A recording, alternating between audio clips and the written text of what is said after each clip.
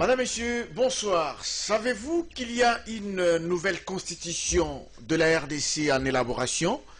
Je vous dis que oui, il y a une nouvelle constitution en élaboration. C'est l'œuvre du COPAR, les collectifs pour la paix et la réconciliation, qui dispose déjà d'un draft de cette nouvelle constitution pour remplacer celle de 2006, qui a été révisée en 2011. Pourquoi une nouvelle constitution et quel est l'objectif poursuivi par cette nouvelle constitution?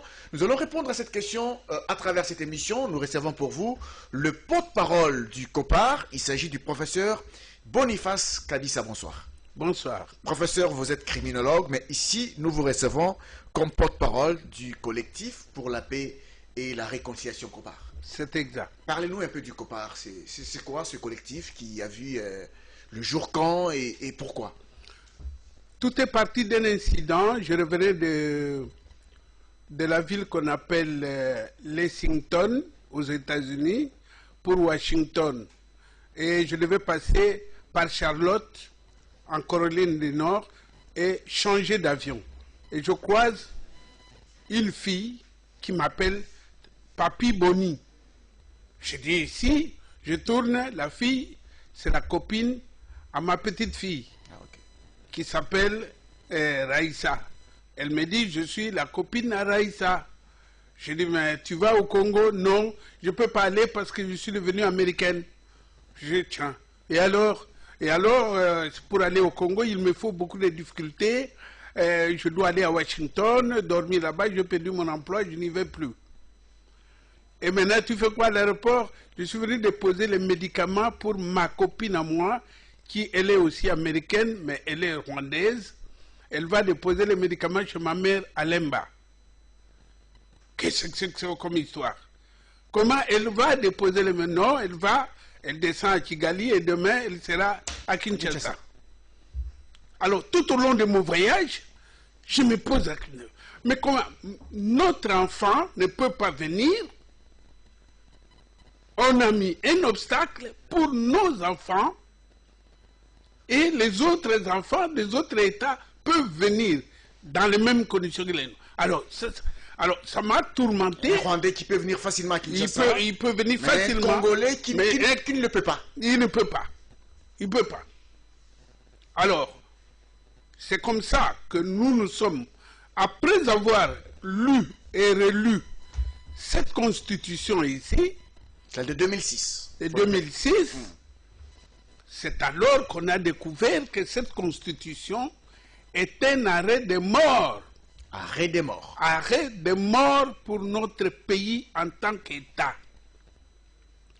Les situations que vous voyez aujourd'hui, aussi bien politiques que sociales, ne sont pas le fruit du hasard. C'est l'émanation de la philosophie de cette constitution. Cette constitution que vous voyez, c'est la copie conforme de la loi fondamentale de 1960, la copie conforme philosophique de la loi mentale, la loi de 1960, celle qui a mis en conflit Kasavubu et Lumumba, dont les conséquences nous suivent jusqu'aujourd'hui. C'est ça. Nous sommes des Bantous. Nous avons notre croyance collective. Nous avons nos croyances légales. C'est différent. Dans les croyances collectives, chez nous, on a les chefs et on a les collaborateurs du chef. Il n'y a pas de chef chez les Bantous. Et chez les Bantous également, lorsqu'il y a un problème, il n'y a ni perdant ni gagnant. Bon, nous sommes une société des compromis, qu'on appelle une société des juxtapositions, pas de l'opposition. C'est-à-dire, et là je vous parle de mon expérience en tant qu'appartenant à la famille des chefs coutumiers, c'est-à-dire que vous avez blessé un enfant dans l'autre famille, on vous appelle, vous payez la chèvre, la poule, on abat la chèvre, tout le monde mange, vous-même aussi. Un compromis est trouvé. Le compromis est trouvé et la paix sociale est instaurée. Nous sommes allés prendre cette histoire qui a apporté les empreintes des sociétés qui nous ont, je ne sais pas moi, imposé. Eh bien, nous avons appliqué ça au Congo. Vous voyez vous-même aujourd'hui, on ne sait pas qui est le chef de qui. Nous sommes le seul pays au monde où le président signe une ordonnance, le ministre refuse de l'exécuter. On va revenir à ça. On va revenir. Et donc, on parlait du COPAR. Et donc, À l'époque, vous avez lu la nous Constitution. avons réuni les philosophes, les psychologues, les sociologues, les anthropologues Au sein du collectif. au sein du collectif, les géographes, les historiens et les criminologues. Chacun devait étudier pourquoi diable il y a un cercle vicieux dans notre pays qui reprend le rouge, les conflits politiques, les jaunes, les tables rondes, des dialogues, je ne sais pas moi quoi, de fausses élections, et le vert, nouvelle institution. Dès qu'on met les nouvelles institutions, les nouveaux conflits recommencent, les dialogues recommencent, et les nouvelles institutions. De nouveau, et nous tournons en rond. Des couleurs du drapeau? Mais non, des couleurs, des cercles vicieux. Des cercles vicieux. Nous tournons en rond. Nous n'avançons pas. Et chaque fois, notre situation est toujours médiocre par rapport à la situation antérieure. On a fait des démarches de la conférence nationale souveraine. Tout de suite, on est venu, on a imposé exactement les puces, j'appelle ça le virus, de partage des pouvoirs au sommet de l'État, qui n'est pas notre culture. Et nous voyons même dans les pays voisins ici, personne ne peut dire qu'il fonctionne avec deux chefs dans un État. Donc, tant que nous continuons, alors que les gens se battent pour prendre le pouvoir, le pays est pratiquement occupé, mais personne ne voit pourquoi nous sommes dans cette situation. Enfin, je termine. En parlant du COPAR, ils sont où les autres membres? Vous avez cité les historiens, les anthropologues, les criminologues, vous l'êtes vous-même criminologue. Ils sont où? Ici à Kinshasa, aux États-Unis ou éparpillés dans le monde? Eh bien, vous tombez dans le piège. Nous avons observé pendant 2 ans comment les diables mangent les Congolais. Nous avons compris le modus operandi Du diable. du diable. Dès qu'un groupe se forme, on le divise. Ah, dès qu'il s'efforce. Dès qu'il se forme, on le divise. Et lorsque même il ne se présente pas, on le divise. On a divisé le Palou, il est disparu. On a divisé les partis de Bahati, comment ça s'appelle? AFDC. C'est devenu à 2. On est parti plus loin, papa. On a divisé même des familles. La famille de Lumumba a failli être divisée, elle s'est ressaisie. Mais celle de Gassabou s'est divisée. Les familles Bemba, c'est ça, vous avez vu. On divise tout. On est allé diviser l'église kimbanguiste à 2. Avec l'histoire de la CENI. Donc, nous avons compris le modus operandi. Si vous avez le message à envoyer à mes collègues, je suis là. Vous ne le verrez jamais. Vous êtes les porte-parole des gens qu'on ne saura pas identifier. Voilà. Voilà, vous ne le saurez jamais. Ils sont peut-être... Pour qu'on ne vous divise pas. Exactement. Peut-être vous en faites partie, vous ne savez pas. Donc, personne ne saura notre groupe jusqu'au moment où nous saurons qu'il est temps de se Mais présenter. ils risquent de commencer à se révéler eux-mêmes, hein, sans que... Mais justement, ils ne le feront pas Ah. parce que ça fait 2 ans Oui. que, vous savez, monsieur le journaliste, on ne joue pas avec les Congos. Il y a une différence entre l'État et le pays. Le pays, c'est l'étendue. Le pays, c'est le sol et les sous-sols. L'article 2 de la Constitution nous a divisés. Je vous ai dit, on divise tout. On était 11 provinces, on en a 26. C'est pour gagner quoi? On divise tout. Le modus operandi du diable. C'est pour gagner quoi? Vous regardez comment sont des bagarres entre les provinces et les parlements provinciaux, et les gouvernements provinciaux. Et regardez la bagarre entre le gouvernement provincial et le gouvernement central. Regardez la bagarre entre les ethnies qui vivaient en paix. Et vous voyez les velléités, je venais de suivre l'histoire des gens qui demandent l'indépendance. C'est organisé. Nous voyons ça comme ça, mais c'est organisé. Alors, parlons maintenant de la nouvelle constitution qui est encore un draft. Mais actuellement, sur le plan politique, on parle d'autre chose au pays.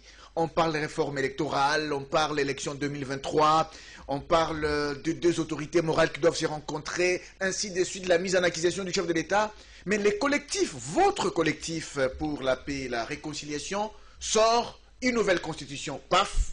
Et c'est pour arrêter tout ce qui s'est dit et focaliser l'attention sur une nouvelle constitution? Absolument. Absolument, parce que moi, je ne sais pas ceux qui cherchent le pouvoir, c'est pour quel pays. Non, ce n'est pas parce que ce pays va disparaître. Parce que il y a, je viens de vous dire, le pays, c'est le territoire de 2 345 km². Ok. Mais l'État, c'est autre chose. L'État, c'est l'ensemble d'instruments qui servent à gérer un pays. Ces instruments, c'est la police, c'est l'armée, c'est le service de renseignement, c'est la justice, c'est le gouvernement, tout ça.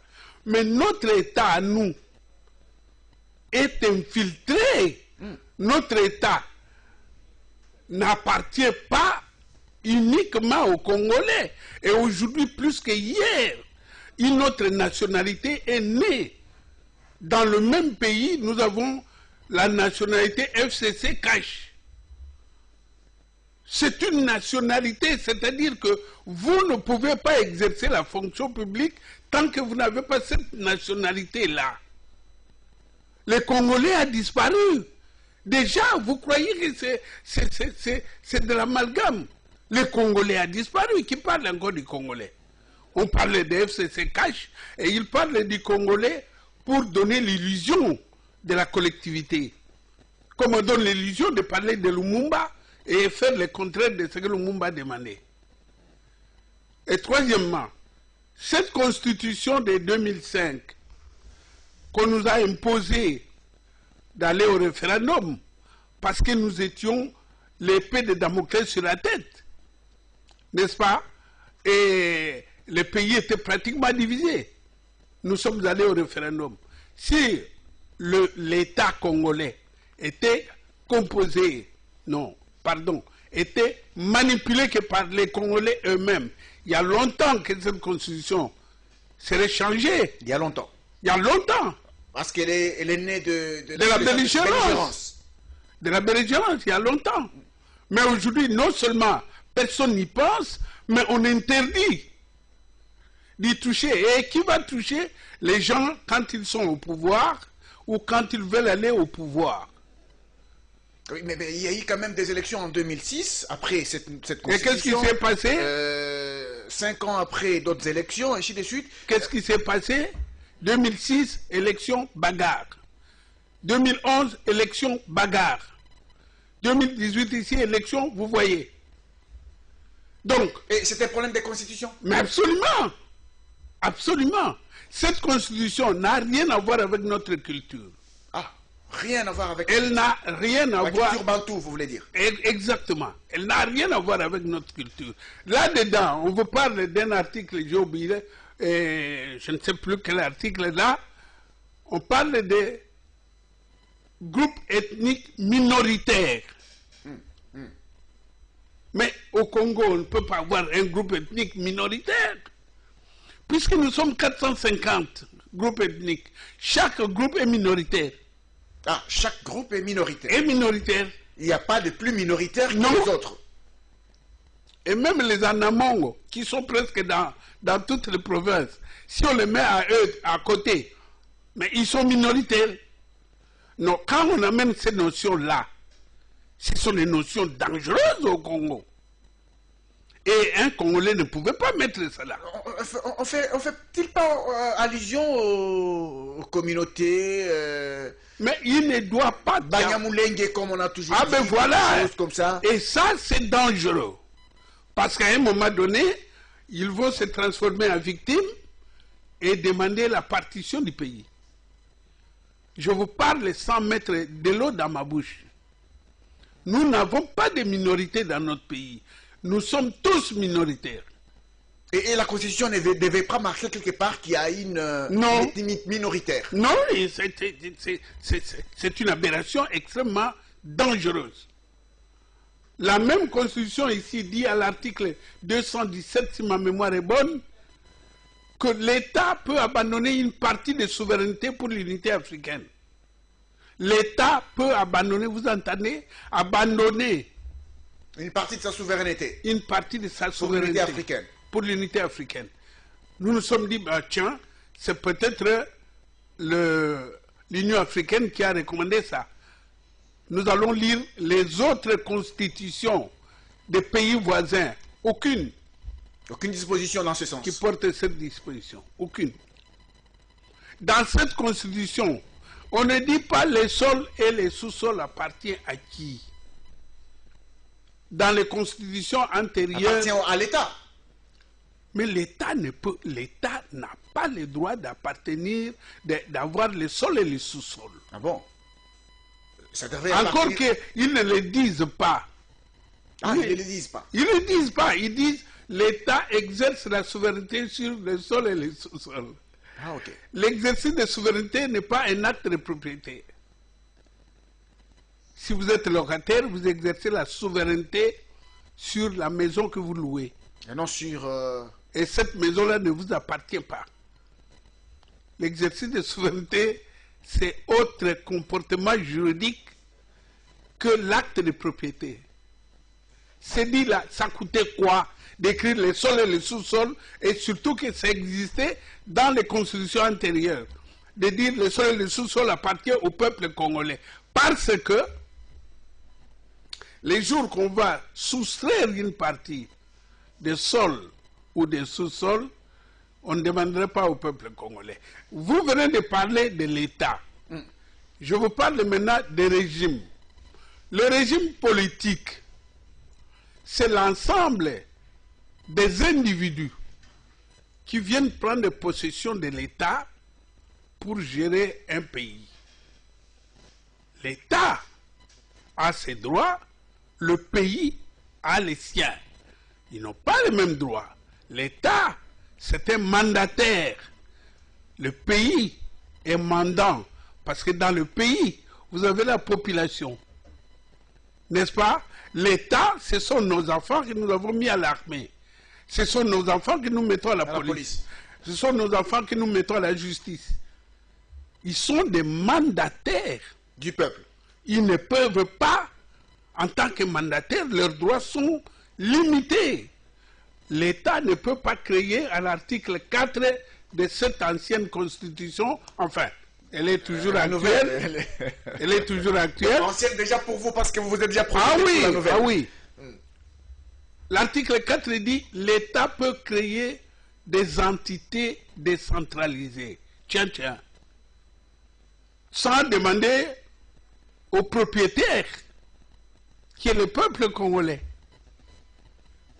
Donc, idée de créer d'autres provinces, d'autres territoires. Mais qu'est-ce qu'on prépare là-dedans? D'un côté, on parle d'ethnie minoritaire, et puis l'État peut fabriquer les entités territoriales, et puis on ne dit pas les sols et les sous-sols appartiennent. Finalement, vous voyez très bien la chronologie. Les sols et les sous-sols devraient appartenir au peuple. Ça appartient au peuple congolais. Ça devrait être dit dans la Constitution. Ça doit être dit. Pour qu'un jour, si on vient chercher l'eau du fleuve Congo, le gouvernement qui est le mandataire va dire « je demande aux propriétaires ». À la représentation nationale? Non. La représentation nationale est mandataire. Tous ces gens sont des mandataires. Donc directement au peuple? Directement au peuple. Par référendum. Par référendum. C'est le peuple qui doit dire oui ou non. Tout comme cette draft, lorsque elle sera à l'heure, eh bien, on va l'opposer à celle-ci par référendum. Professeur, si je vous comprends bien, l'idée de la nouvelle constitution que vous proposez, c'est qu'il y a des questions qui doivent être traitées par des mandataires et des questions qui doivent être traitées directement par le peuple. Absolument. Le peuple doit garder ce bien. Les mandataires, c'est un mandataire. Et parmi ces mandataires, il y a des gens dont nous ignorons exactement l'identité. Alors, comment on peut prendre le pouvoir du pays, on donne ça aux mandataires? Non. Aux identités douteuses. Aux identités douteuses. Je venais de vous dire que l'histoire de cet enfant-là, que j'avais vu à Charlotte, a émergé dans ma tête pour dire qu'il y a comment à l'article 10, on dit très bien qu'est Congolais d'origine, la personne qui appartient au groupe ethnique dont les personnes et les territoires constituent ce qui est devenu la République démocratique du Congo à l'indépendance. Grosso modo. Ça veut dire le Congolais d'origine, ça se transmet par les sangs, par les gènes. Comment vous pouvez perdre votre sang? Non, impossible. Vous comprenez? Mais on dit non. Badi Banga a pris une autre nationalité, et donc il n'est plus congolais. Vous savez pourquoi? C'est pas au hasard. C'est pour empêcher. C'est la question de la double nationalité. C'est pour empêcher les enfants, la population qu'on appelle la valeur ajoutée, celle qui arrange les pays comme la Côte d'Ivoire, comme le Mali, comme le Rwanda, ce sont leurs enfants qui sont allés prendre 2, 3, 4, 5 nationalités pour qu'ils amènent des richesses dans le pays. On empêche aux Congolais de ramener la valeur ajoutée. Vous vous rendez compte?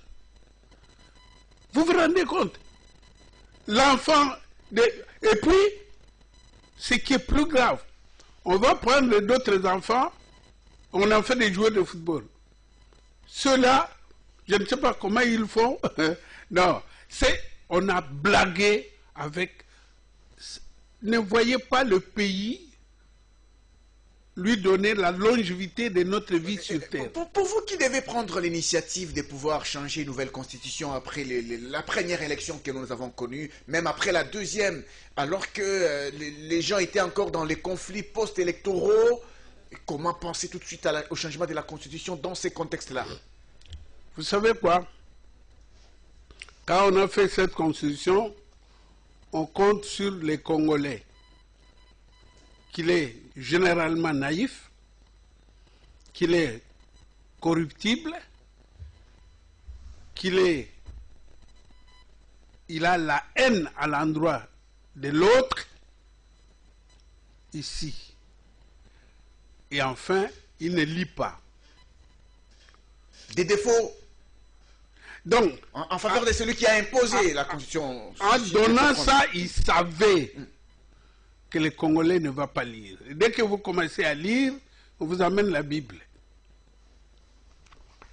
Pour vous rendre docile. Voilà.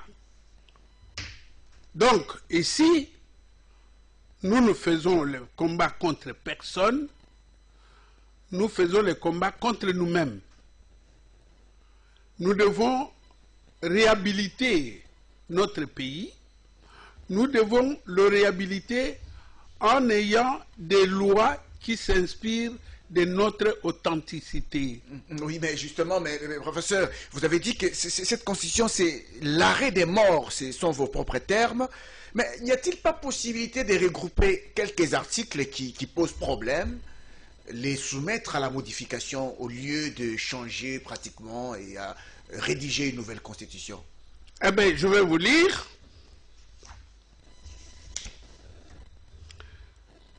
Que reprochons-nous à la constitution actuelle? Le peuple congolais uni par l'essor, uni par l'effort, qui nous lie aux aïeux, à nos enfants, pour rebâtir notre pays et pour en faire un véritable état de droit. Considérant la constitution de 2005, que le peuple congolais fut contraint de valider par référendum en 2006, sous pression de la guerre nous imposée par les étrangers. Considérant les écarts entre, d'une part, l'esprit et la lettre de l'exposé des motifs de la dite Constitution, et d'autre part, la déficience de certaines dispositions internes issues d'un contexte de belligérance à laquelle il fallait mettre fin. Considérant que les facteurs endogènes et exogènes à la base de certaines dispositions constitutionnelles deviennent actuellement non seulement inopérantes, mais dangereuses car elles menacent l'existence même de notre pays comme État dans ses limites territoriales actuelles. Considérant que la plupart de ces dispositions qui sont devenues toxiques, soit anachroniques, alors que certaines dispositions toxiques ont été volontairement verrouillées et donc non révisables. Volontairement verrouillées, non révisables.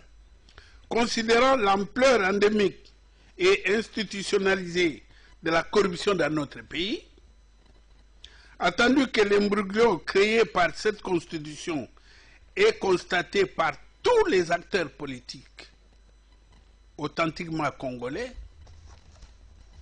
attendu que comme peuple uni par le simple fait de valider cette constitution de 2006, écrite par les étrangers à l'étranger, nous avons violé collectivement le testament nous laissé par nos aïeux, Lumumba et Kasavubu, selon lesquels, et Kimbangu, selon lesquels l'histoire du Congo s'écrira au Congo et par les Congolais. J'ai retenu vous avez compris. J'ai compris la réponse à la question. Vous avez dit qu'il n'y a pas moyen de pouvoir changer certains articles qui ont été volontairement verrouillés, donc non révisables. Donc pas question de soumettre à la révision ces articles. Il faut une nouvelle constitution. Mais, professeur, quand on parle d'une nouvelle constitution, est-ce que la rédaction de cette nouvelle constitution ne procède-t-elle pas d'une stratégie qui serait soutenue quelque part? Donc, dans l'opinion, on pourrait se poser la question de manière claire, qui serait derrière le professeur Kabila? Y aurait-il un Tshisekedi, un Kabila, ou un homme fort, puissant quelque part, qui les soutiendrait pour amener une nouvelle constitution? Vous savez, dans l'enseignement qu'on fait aux pays francophones, il est différent cet enseignement de ce qu'on fait dans le pays anglophone. Chez les francophones, on enseigne les gens pour devenir des subalternes. Ils vont monter échelon par échelon. Chez les anglophones, ils appliquent le principe de Peters. C'est-à-dire, on apprend à l'enfant l'autonomie. Et c'est comme ça que 80% des inventions viennent du monde anglophone. Ils sont autonomes. Tandis que chez les francophones, on prépare les gens pour travailler dans les bureaux. Et donc, ils sont étonnés de dire quelqu'un qui a inventé quelque chose qui est derrière. Parce que ça devient quelque chose d'extraordinaire. Donc vous êtes autonome, professeur. Je serais dans un pays anglophone, on ne me poserait pas cette question. Parce que les hautes intellectuels qui sont là, et nous avons même refusé qu'une seule phrase soit écrite à l'étranger. Tous les amis qui sont à l'étranger, soit ils venaient ici, soit ils envoyaient leurs textes ici, pour qu'on les brale. On a interdit ça au nom de Lumumba. Mais justement, la constitution de 2005, votée au référendum en 2005, promulguée en 2006, vient de l'extérieur. Justement. Le professeur de renom dont on parle, le professeur Bob Kalamba. Oui. Et c'est pour ça que je vous dis que cette constitution ici est venue de 2005, elle est venue, avec elle, elle a emporté les empreintes de ceux qui l'ont rédigée. Ah, leurs empreintes à eux. Leurs empreintes à eux. Et c'est comme ça qu'on vous parle des groupes ethniques minoritaires. Comme en Belgique, ça existe, les groupes ethniques minoritaires, comme ça, et ils ont amené ça. Et comme chez eux, l'État a pris une telle ampleur qu'il est confondu avec les pays, puisque les pays ne sont plus menacés, eh bien, on a amené ça ici. Ici, il y a une distinction entre l'État et le pays. Et on doit tenir à ça. Je voudrais que les étudiants qui me suivent posent la question à leurs professeurs de la politique internationale. Je ne sais pas comment les cours sont intitulés. Eh bien, l'État, c'est autre chose. Le pays, c'est un autre. On ne peut pas aujourd'hui. Et le régime politique, le régime, c'est quelque chose qui est mortel. Il naît, il grandit, il meurt. Mais l'État reste. Mais le problème, ce sont les animateurs de l'État. Ces animateurs-là, chez nous ici, c'est des bric-à-brac. Bric-à-brac. C'est des bric-à-brac. Et à ce moment-là, nous ne pouvons pas prendre des choses aussi graves et remettre ça aux gens qui sont bric-à-brac. Vous voyez la guerre entre... Je vous pose la question. Dans cette constitution, on dit c'est le président de la République qui gagne les élections. Oui. Et le Premier ministre doit venir de l'autre côté. La majorité parlementaire. Bon, à la fin, qui va payer la facture? Le président ou le Premier ministre? Justement, c'est le président.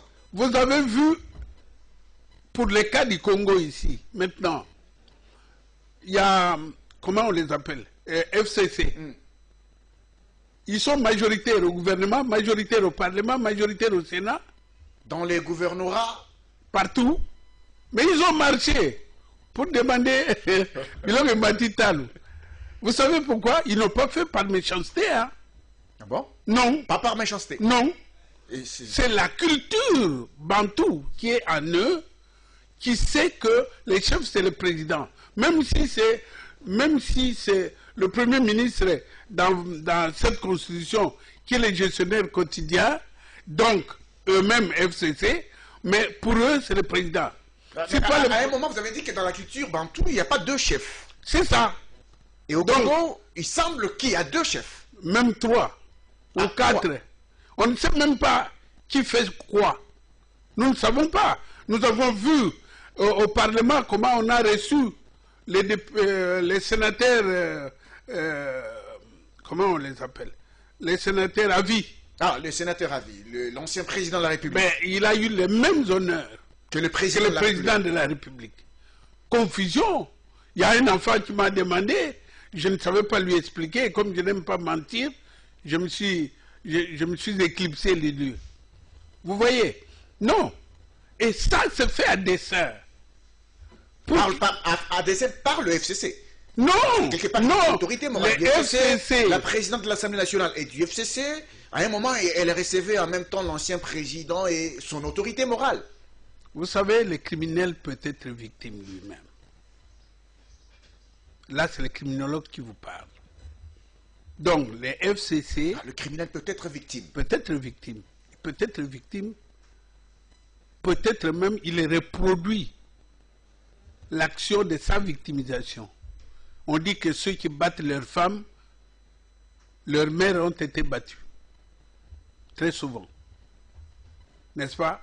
Donc, il fait la reproduction de ce qu'il a vu chez son père. Et lui, il reproduit ça. En termes clairs, pour... Donc, les FCC peut, je ne dis pas peut être victime de ne pas savoir exactement ce qu'ils sont en train de faire. Ils ne voient pas que nous sommes assis sur le fil de l'aiguille. Il suffit de rien pour que ça se casse. Ça, c'est le criminologue qui te parle. Ah, ok. Alors, en parlant de la nouvelle constitution, professeur, vous faites allusion déjà à la bienvenue pour la 4e République, où il semblerait déjà, dans votre conférence de presse, vous parliez, vous, de la 5e République et non de la 4e. Il y a eu la loi fondamentale, il y a eu la constitution de Louloabour, il y a eu la constitution de Mobutu, il y a eu cette constitution ici, et il y a donc la 5e République. Chacun compte de sa façon. Vous savez, chez nous, l'étude que nous avons faite, nous avons compté des dialogues et des tables rondes. 214. 214, dialogue et table ronde. Et au Congo, et à Tananarive, et à Madagascar, et je ne sais pas moi, à Gaborone, partout. On a compté le Louabour, on a compté 214. Et nous allons continuer encore. Jusqu'à quand nos enfants, quand cette table ronde avait lieu, nous, on était des enfants. Aujourd'hui, nous faisons des tables rondes. Demain, nos enfants le feront, nos petits-enfants le feront. Jusqu'où nous irons avec des tables rondes. On doit s'arrêter, remettre le Congo en état. Nous avons démontré, par exemple, parce qu'il y a 48 articles. 48. 48 articles. 48 articles. Dans l'actuelle constitution. Toxique. 48. Et vous voyez même des articles pièges. Et qu'on vous dit de ne pas y toucher. Bon, le gouverneur, il représente qui? Pourquoi on doit le voter suffrage indirect. Par suffrage indirect, alors qu'il dirige une province? Pourquoi? Et ça aussi, on ne doit pas modifier parce que c'est écrit là-dedans. On ne peut pas modifier. Pourquoi? Pourquoi les sénateurs doivent être votés à suffrage indirect? Pourquoi? Vous avez vu la corruption, comment elle a fait la honte de notre pays? Vous savez, chez les gens normaux, si tout le monde était congolais, on allait s'asseoir pour faire l'inventaire. Si tout le monde était congolais? Oui. Parce qu'être congolais, ce n'est pas le fait d'être né au Congo, le fait d'avoir le sang du Congo, mais le fait d'être prêt à mourir pour le Congo. Prêt à mourir pour le Congo. On allait s'asseoir, vous dites... On allait s'asseoir pour faire l'inventaire. Qu'est-ce qui a marché? Pourquoi on s'est bagarré? Qu'est-ce qu'il faut faire pour éviter que les enfants, à leur tour, viennent bagarrer?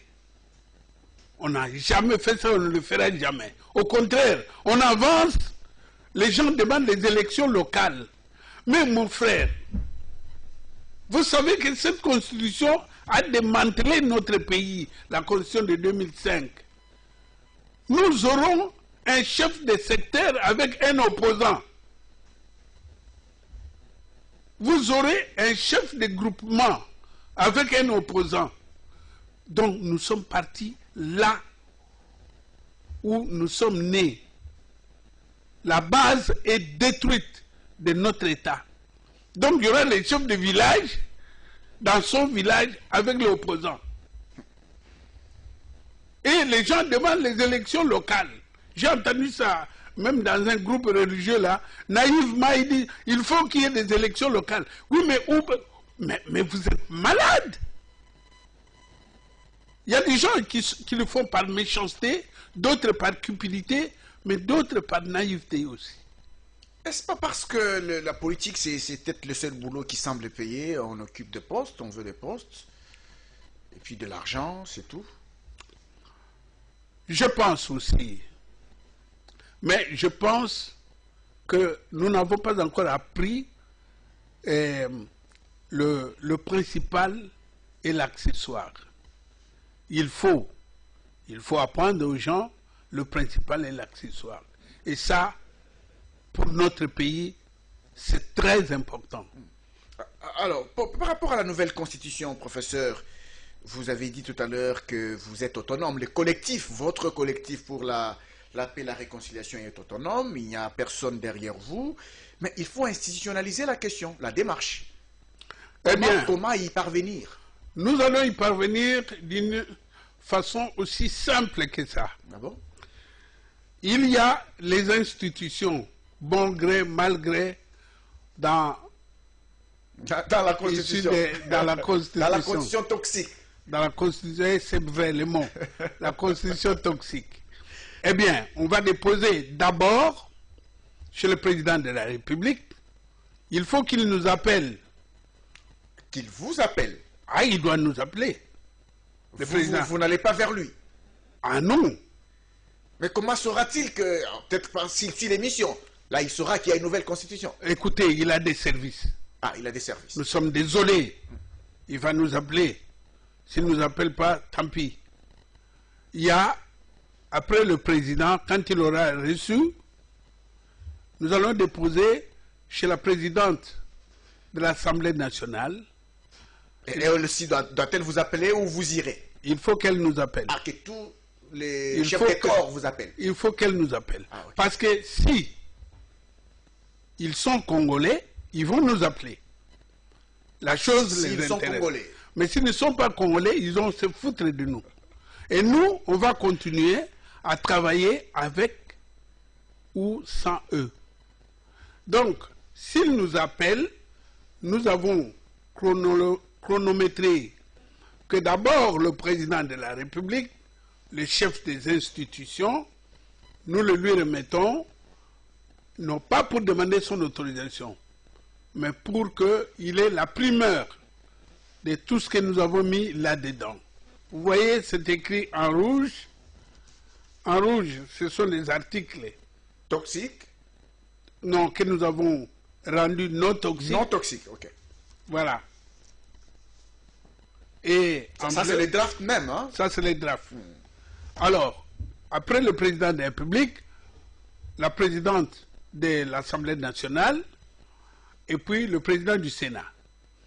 Quand c'est fini, nous allons larguer ça sur Internet et demander une pétition.